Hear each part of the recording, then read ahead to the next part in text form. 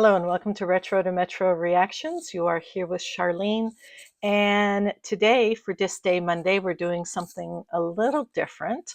I will be reacting to both Drake and Kendrick Lamar, going back, I guess, to the start of their feud. I've done already a couple. But before I did that, I thought I'd watch this stand-up routine from Josh Johnson, and it's called Drake versus Kendrick Explained to White People. So I thought I would give this a listen and hopefully do a little bit of laughing, and then we'll get into the disses. Anyways, let's just jump right into it. I don't know if you've been following this, maybe not. I just realized how white this room is. I mean, it's pop culture. You probably heard about it. I mean, I don't know if you've been watching this whole Drake and Kendrick.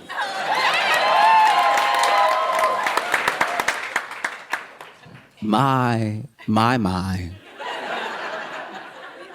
What a time to be alive. Okay. All right, so Drake and Kendrick,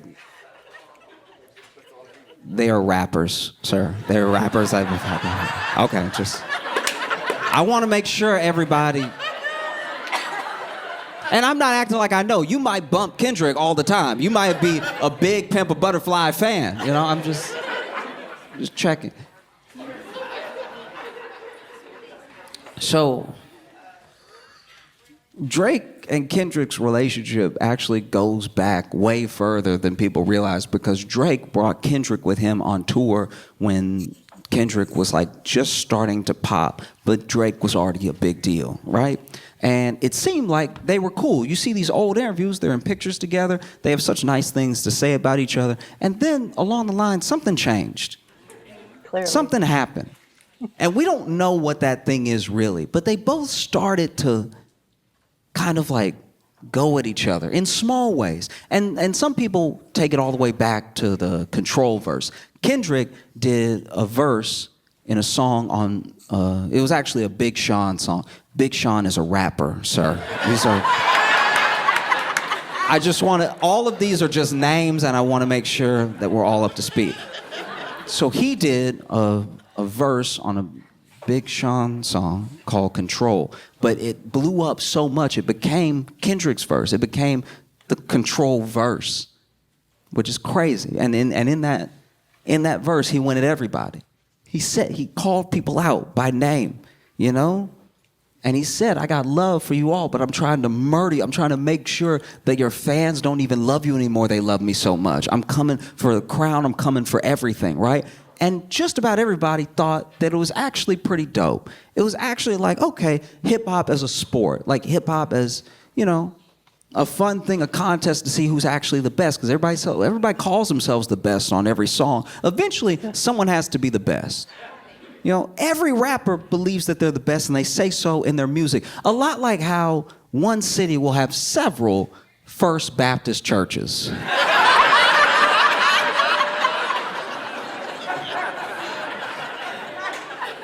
When you look around, you're like, one of y'all has to actually be first, right? How can y'all even all claim to be first? This is confusing. You know? And so he releases the Control verse. Now, this is something, maybe this is where it started. It's where a lot of people say it started, but maybe it was something else. But Drake seemed to take some sort of issue with the love that Kendrick was getting for that verse, with him being called out, even though he's someone that helped, you know, Kendrick out in the beginning. But even in interviews, Kendrick explained himself. He said, like, this is a contest to see who's the best. It's all love, right? But Drake has, I'm trying to be fair. Drake has a lot of feelings, and you can tell because he has a lot of albums. And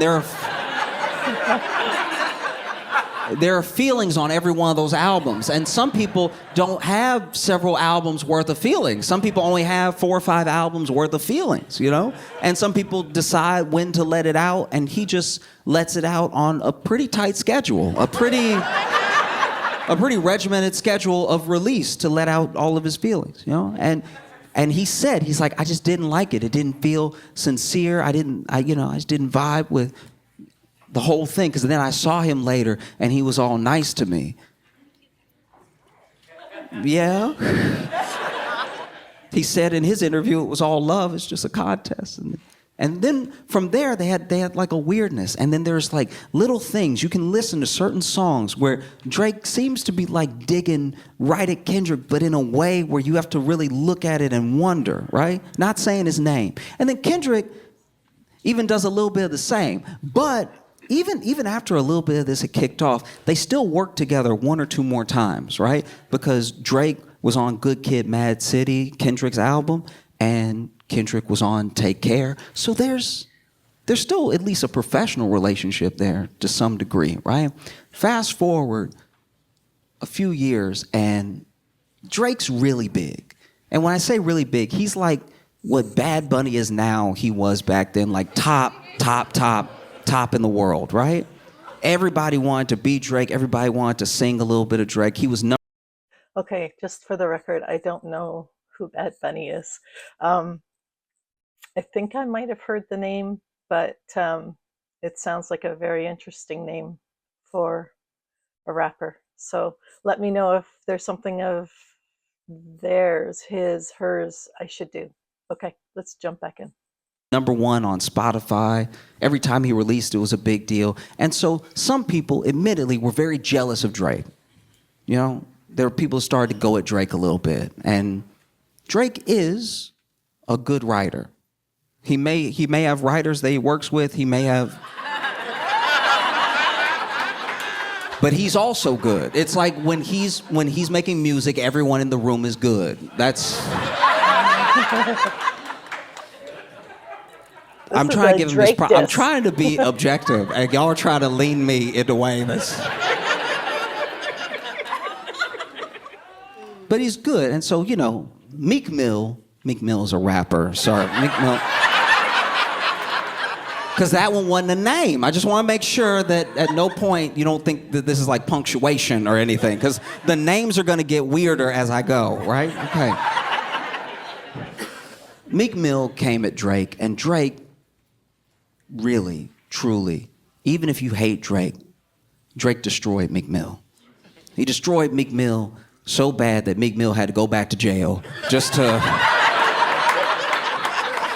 level out some of that street cred. Because if you remember, Meek Mill went back to jail for a while on like this weird aspect of probation that they even tried to get changed as a law. So then Meek Mill became this like face of changing incarceration and changing the criminal justice system, everything, because he had to do something else for a little while because Drake really ate him up, all right?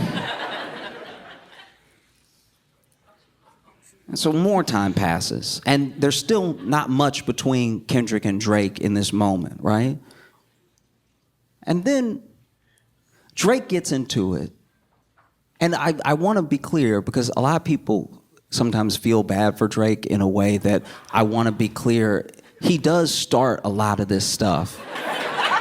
He does like have a little thing in a song that implies that your wife is unfaithful. And then when you come at him directly, he's like, what's with all the hate? I'm all love. It's like, no. Passive aggressive Canadian. The best way I can describe it is that Drake kind of fights like a cat. And some rappers fight like dogs. And so, you know, he'll do a little paw and he'll be like, what's the issue? And so Drake went at Pusha T, which was a true mistake. This is the thing about people like Pusha T, right? You don't want to mess with anyone who's actually had a hard life. Drake grew up in Canada, grew up with, like, it's just, this is my thing. A lot of people come at Drake for, they come at a way I don't like. They come at him in this, like, colorism way where he's like, you're not really black because you're half white. I don't roll with any of that. I just truly think, but you see what I'm talking about. I'm not. Y'all are trying to get me to do something I'm not doing.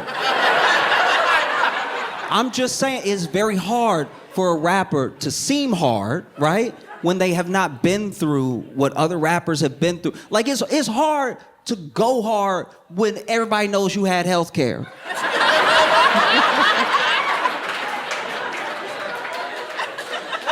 Because I'm not saying there aren't hardened criminals in Canada. I'm not saying that at all. I'm just saying that if somebody knows that anytime you were sick, you could call a doctor, it just takes a little bit of the wind out of the sails of, like, I'll kill you. It's like, yeah, but if I hurt you, you go to a doctor immediately. Like, so anyway, Kendrick is still off doing his thing, releasing amazing music, but Drake gets into it with Pusha T, which was a mistake because he told Pusha T, he's like, I got more money than you, I got more women than you, I'm more famous than you'll ever be. And then Pusha T said, you have a son.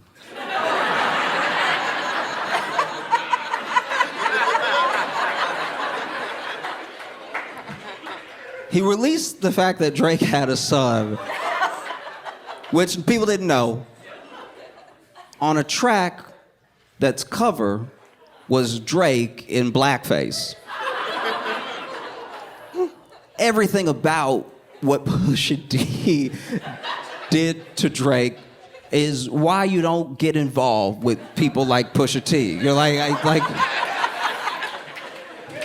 part of me felt bad for Drake. Drake was probably like John at the mouth and everything and didn't know he'd do research. It's like, Drake is sitting there like, guys, I thought we were rhyming. I thought we were making music. What is this? And so anyway, now Drake perceivably takes care of his son. And,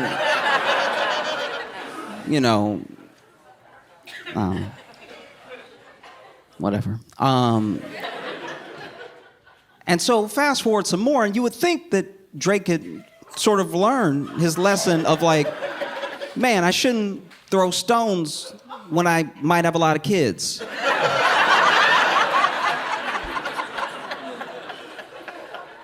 And for his part, I will say this, for his part, every time somebody comes at Drake, he does come at them pretty hard, pretty heavy. And he does release music that his fans love, and there are a lot of his fans. I'm saying that's something that I thought about going into this thing, where I was like, he always does really try to, like, give you something, but what he gives is twofold. Drake is usually trying to give you that sort of earworm, trying to give you that thing that takes you to a place beyond the beef. So now people will still play back to back and songs that were responses to beefs he's had in the past, just as songs to enjoy, And so this year,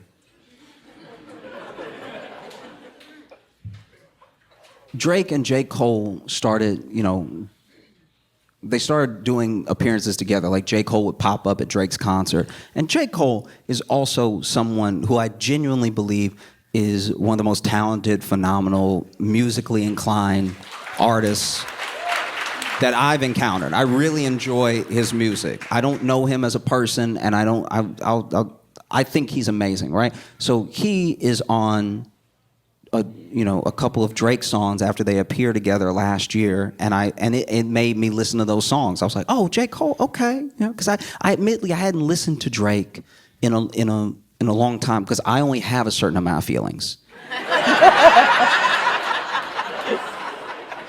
I feel like I got pretty far. I feel like I listened to several albums, and then at a certain point, I was like, I feel grown. Like,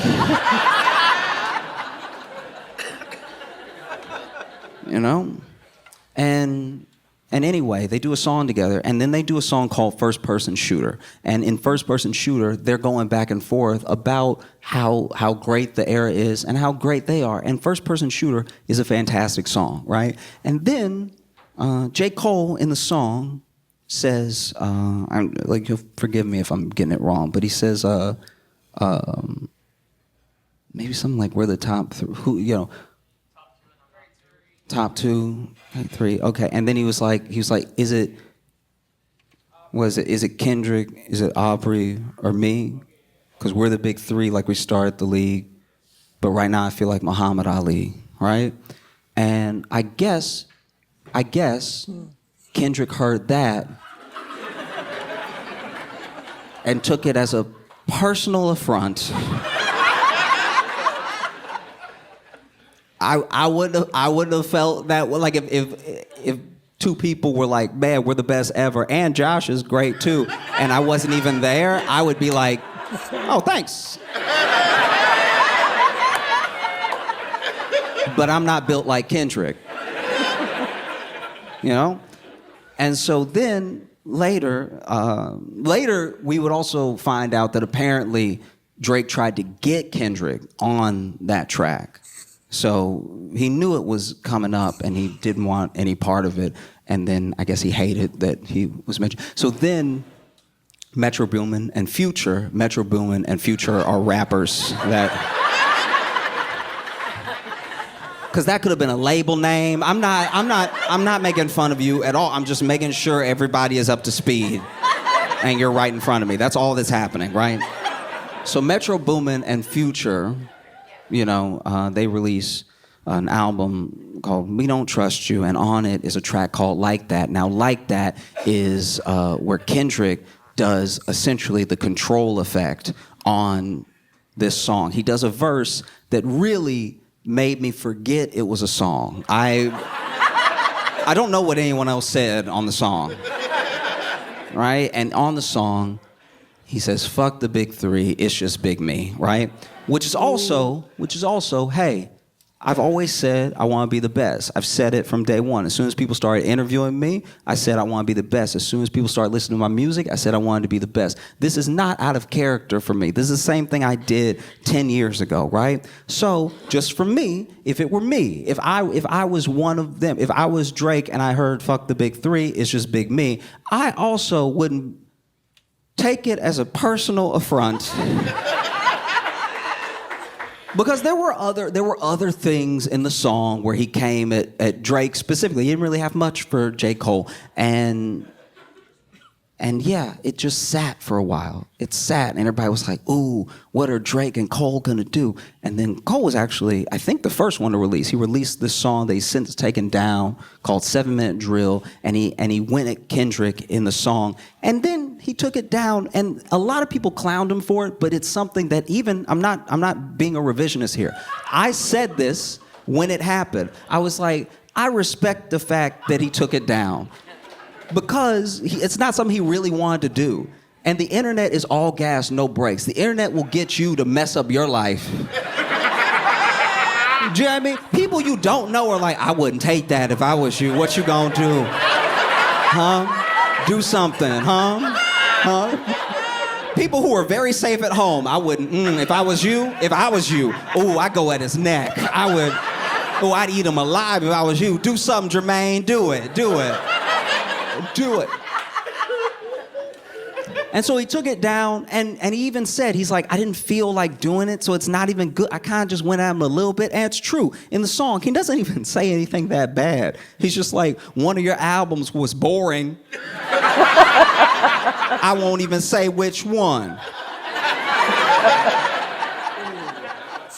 And then he took it down because he said, I don't know, this felt corny. And I respected the hell out of that. Very few men, grown men, famous men, powerful men, very few ever apologize. Very few ever apologize without being made to, with the threat of losing their money, losing their fame, losing something. Very few men. So I respect that, and people clowned him to no end. But then the actual beef between Drake and Kendrick started, and that was a lot. because Drake released a song called Push Ups, and he didn't just go with Kendrick, he went at a bunch of people and, implied that Kendrick's wife was unfaithful, that his son might not be his and everything. And people are like, ooh, what's Kendrick gonna do? What's gonna happen, right? And then, he releases another song, and this song is AI. This song is Drake with the late Tupac and Snoop Dogg, and it's going at Kendrick. And some people had their feelings about that. But then, oof, on a random morning, I was, it was right about the time I was supposed to say my prayers anyway. You know your morning prayers? Your thank your God for waking me up this morning, right? And Kendrick dropped a song called Euphoria. And I think when it happened, a lot of people, including me, was like, oh, this is an actual rap beef now in the way that we had in the 90s. These dudes do not like each other. And Kendrick says he hates them in the song. He says, I hate you. He said it a lot. He said, I hate you a lot. He did artistically, but he was like, ooh, I hate you. Ooh. Ooh, I hate you. Ooh, right? And, woof. It was a lot, right? And then,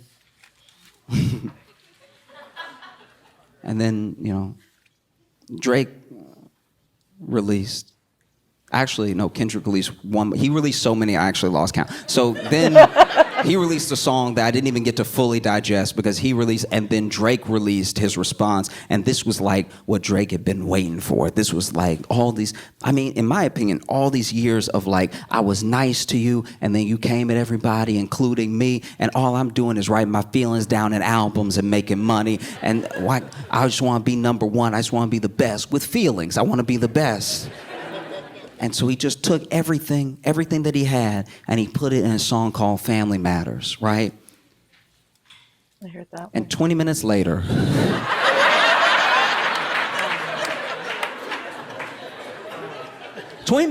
Kendrick released a song called Meet the Grams, which is a real play off Family Matters. And he had said in 616 before, he was like, have you ever thought about the fact that people in your camp are working for me, that everyone hates you so much they feed me information about you, and that there's no way that you're gonna win this because I write so many songs, because all I do is hang out with my wife and my kids and I write, right? This is all that I do. I enjoy this. This is my favorite thing to do, is just sit at home and hate you and write songs about you and how much I hate you. So I can go forever. This will never be over. We can chill. We can just go back and forth, and I'll release 20 for every one that you release. You keep saying that it's a 1v20, and it is. It's one of you, and it's 20 songs of me every single day until the both of us die. This is old black man hate. You gotta understand.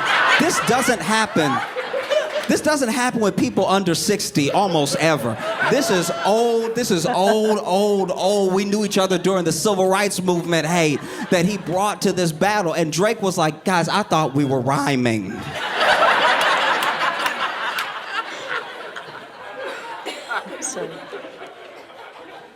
And in Meet the Grams, he laid it down. He started the song by talking to Drake's son. Talking to Drake's son, being like, I'm sorry that's your father.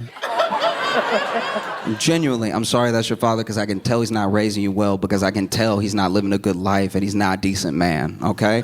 And so if you don't understand this right now because you're 6, play it back when you're 18, okay? He said lots of things. He said things that are illegal. He said Drake was doing things that, you can listen to it. Woof.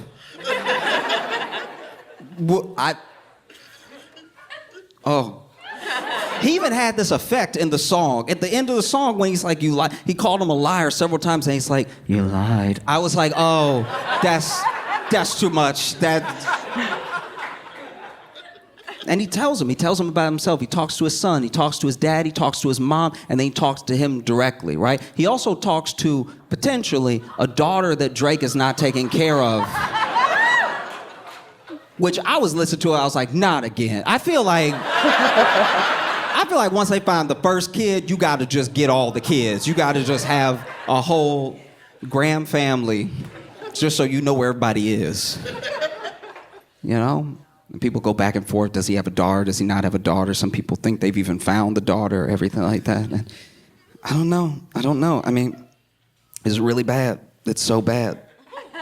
And honestly, I never wanted it to get to a bad place. This is something, I'll talk about this more in the future and everything, but I have a deep love, but a strange relationship with hip hop, because if everything is in music, it's all good. It's when things leave music that things get bad, you know? And so as much as I joke about Drake and I like Kendrick and I've liked some of Drake's songs, I don't actually want them to do anything to each other. You know what I mean? Now, if what Kendrick is saying about Drake is true, we should lock Drake up.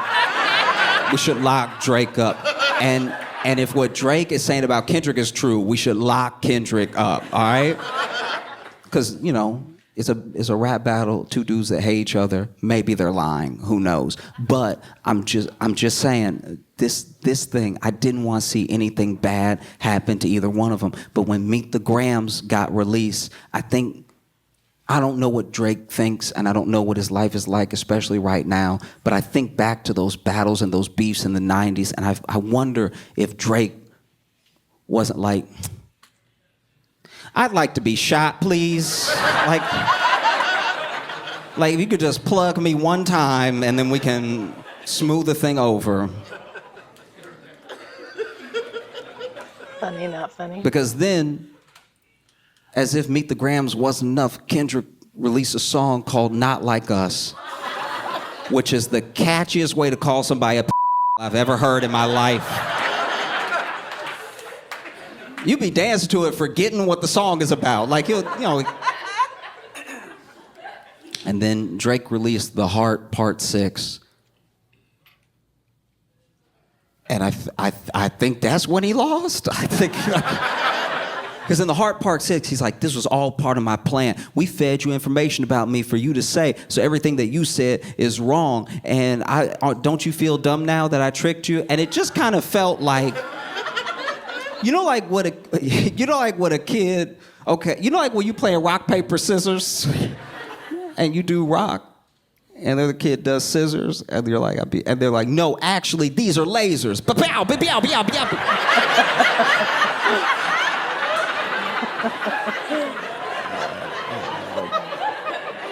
Because I was like, Drake, if it was part of your plan to feed Kendrick information about you for him to rap about very well, by the way, like even if those are lies, they do sound good and they sound very true.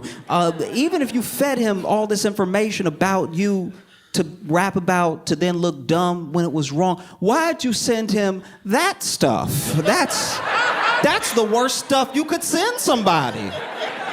Hey, tell him this thing about me that's not true but was true once, and tell him I'm a thing that no one wants to be.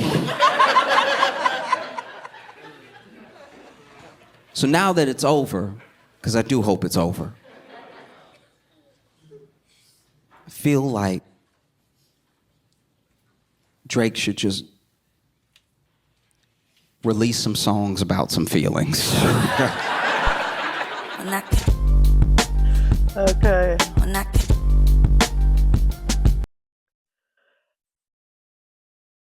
Okay, so that was really long. That was 30 minutes long.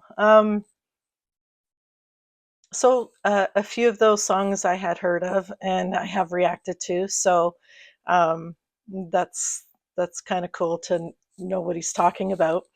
The two that he mentioned that were the real start of the beef, I'm going to be doing today. So right after this, I'm going to be recording Drake's song first. What is it?